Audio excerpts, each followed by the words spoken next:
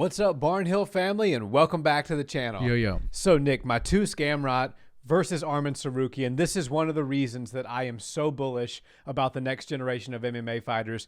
This was an MMA fight of the highest order. Yeah, it seems like the lightweight division has always been one of the most difficult and competitive divisions to fight in.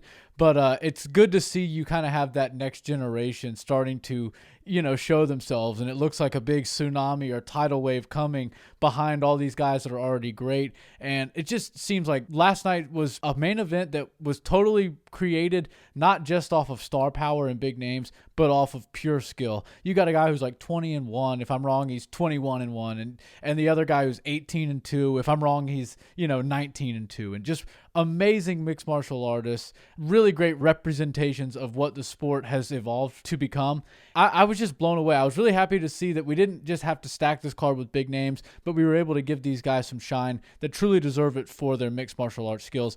And make no mistake about it, I think both of these guys will be stars and will be household names very, very soon.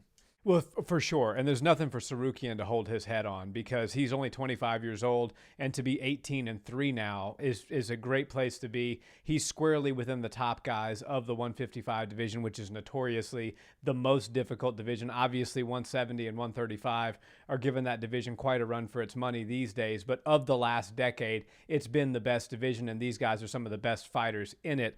This fight was just incredible, top to bottom. The wrestling exchanges were incredible. Both men showed insane cardio, an absolute ability to go all 25 minutes and still be performing at the highest level, even up until the end of the fifth round. Both men had great shots. Both men had submission attempts. There were scrambles. It had everything that you wanted out of a high-level mixed martial arts fight. And listen, I know some people are upset about the decision. Some people thought Tsarukyan kind of got screwed over. I watched this fight as a fan and just enjoyed the fight as a whole rather than piecing it together round by round. So I'm not really able to say if I think this was a rob job or not. I don't think either way you could have scored it. It could have been a rob job, but there is certainly a case to be made that Tsarukyan won. But I just think all in all, the fight was insane. Yeah, all the rounds were very close. And so I believe all three judges had it 48-47. So the fact that it was unanimous for Gamrot, that was a little bit strange for me. I was expecting a split decision, but 48-47 is all across the board because these guys were so equally matched. And we talk about it from time to time, just like we did the other week with Joanna and Weili. They're meant to fight each other. Even though these guys aren't, mega stars yet, they're not fighting for titles yet. These two were made to fight each other. And quite frankly, if they both progress really far into this sport and they get to the top 5, top 10, even title shots and title contenderships, I'd love to see a rematch later down the road for both of these guys because that is really an exciting level of martial arts that people that maybe weren't fans of the sport or didn't know they might enjoy the sport could watch that, not know who either guy is, and become a big fan of the sport. There was just so many exchanges that happened both on the feet, on the takedowns, in the scrambles, in the grappling, in the jiu-jitsu, submission realm. It's all really impressive to watch. And I think that people who have never been into this sport, or maybe they, thought about it from time to time, but it seemed a little bit too just one step above bar fighting for them, they would throw that away. But when you watch something and you can clearly see a high level of skill being displayed, you can't help but acknowledge it. And if you're a sports fan, you know just how hard these guys are working to develop these skills. And I think that's just a great representation of what the UFC offers, what MMA has evolved to, and what these guys are capable of doing. For sure. And looking forward to what they're going to be doing next. Mateusz Gamrot made a very interesting and exciting call out of Justin the Highlight Gaethje.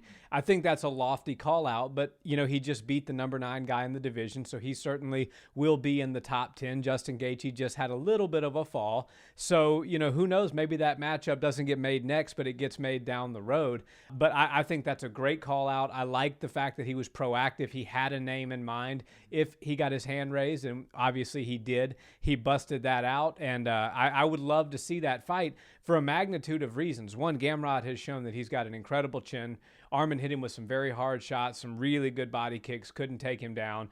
Gamrot showed just outstanding wrestling. And one thing about Justin Gaethje that has frustrated me over the years is Justin Gaethje's as good a wrestler as anybody, but he just absolutely refuses to wrestle inside of the octagon. Mateusz Gamrot does not give you an option whether or not you're going to wrestle because he is going to shoot on you. Obviously, Tsarukyan's an incredible grappler himself. That did not stop Gamrot from shooting on him one iota. So I think that if you did see Gaethje versus Gamrot, Gamrot's going to force the wrestling out of Gaethje because he's going to force him into those exchanges. Yeah, and you know what I will say is he called out Gaethje, but he did say Dustin Gaethje. So I'm going to go ahead and give him the benefit of the doubt and say that he called out both Dustin Poirier and Justin Gaethje. And while neither of those fights are going to be his next fight, I'd love to see him in there with the highest caliber fighters.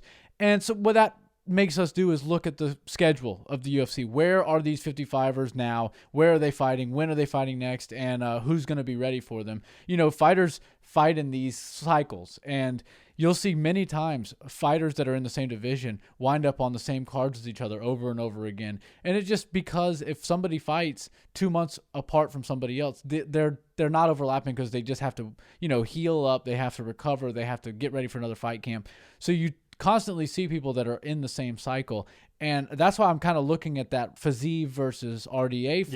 Yeah. I think that there could be something for the winner of both of these fights or the loser of both of these fights. We could see somehow these two fights wind up matching up against one another. You know, they both got main event slots on these fight night cards. So there's a lot of synergy within that. And I think that these two stars are emerging. We've got a former champion and a guy who's an undeniable force at 155 about to fight. And I just think that there's probably a lot that can be done for the UFC as far as timing goes, as far as rankings go, as far as building some of these new guys, Fiziev, Gamrot, Tsarukyan, and obviously RDA doesn't need help getting up there. He's already been the world champ. He's already been main event slots. But if one of these guys is able to get their name signed across from him, they can definitely move up the ladder if they're able to get a win over the former champ.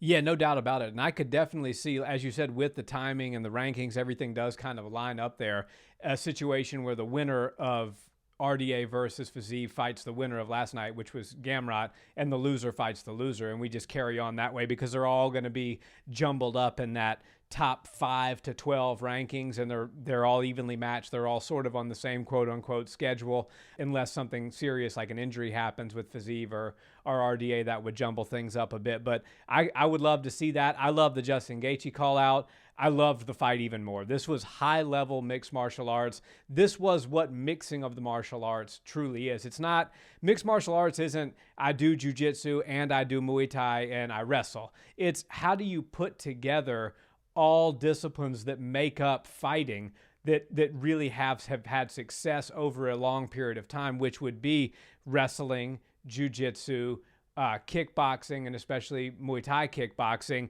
How do you take all of those skills and put them together to form a sport that is unique in and of itself? And I think what Arman Tsarukyan and Mateusz Gamrot did last night was exactly that. Yeah, there's a lot of specialists that are still running this game as of right now, but the floor is certainly being lifted by everybody else. These mixed martial artists that are lifelong competitors are really able to show that they can hang with the absolute best kickboxers, absolute best jiu-jitsu practitioners. You name it, they've got the skills to match, and that's what's making this sport evolve and progress so quickly. That's why I love it. And these guys definitely didn't upset in their first main event slot. That's for sure.